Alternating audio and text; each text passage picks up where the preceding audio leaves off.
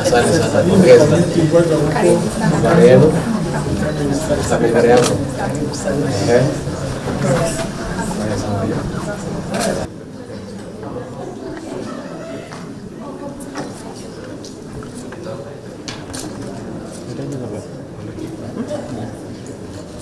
The new government, I think most of you now know the bottom-up government of President Ruto and Deputy President Gachagua is looking to change the economy like never before.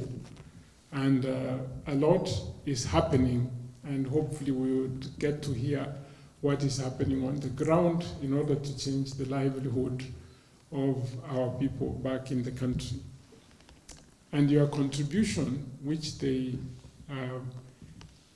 honored by creating a division for diaspora, is heavily contributing to our Republic of Kenya. One of the things, and some of you who have read what I've said, is that because I was a diasporian myself, is that we don't repeat the mistakes I made, because I put up a house in the village where nobody can go for Airbnb. We're somewhere in the forest, and we have a chance.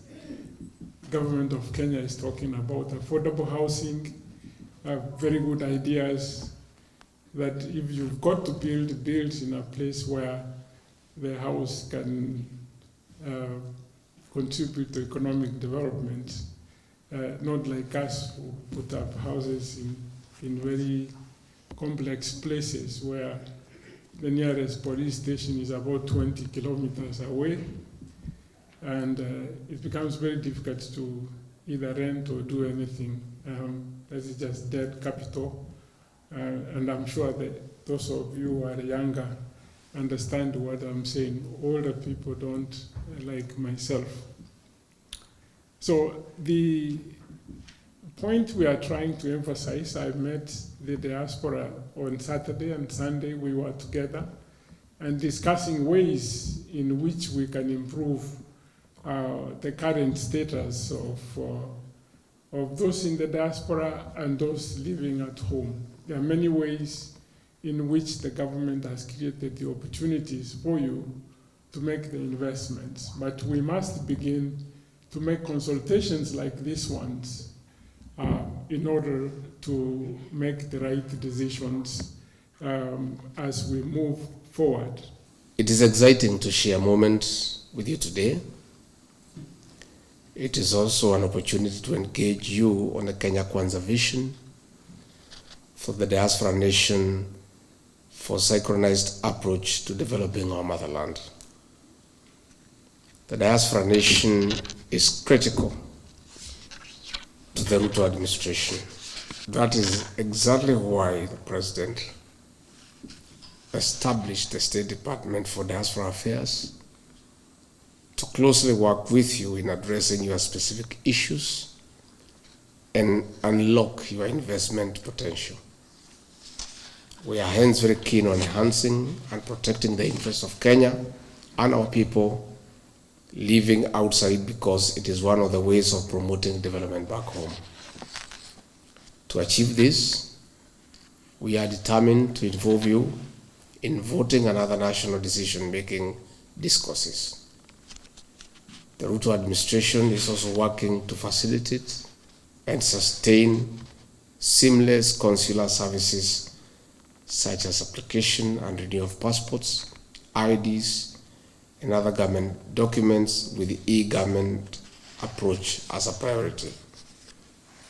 Furthermore, good people, we are constantly engaging host states on diverse bilateral agreements in labor and employment, trade agreements, comprehensive economic partnership agreements, education and technology transfer, savings, foreign direct investment, among others.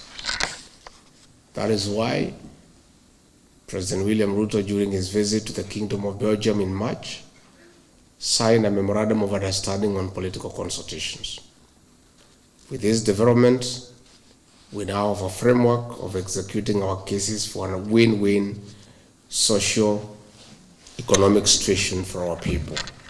As our frontline economic warriors, such a meeting today will raise issues of concern, which will table before the inaugural political consultations in Nairobi on 24th November 2023 for strategic interventions by the two nations.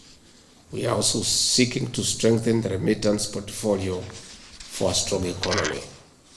It is important at this point that geopolitical issues have negatively affected international trade, and our shilling has been sliding against international currency. So far, we are happy with the money you sent back home. Last year, we received 4.3 billion US dollars. So that is,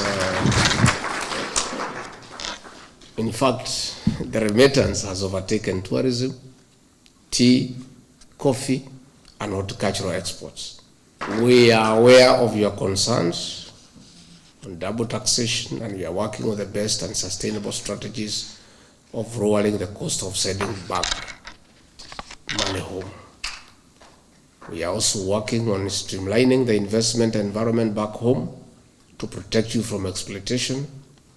Indeed, the agreement on avoidance of double taxation is a priority in our engagement with our Belgium counterpart.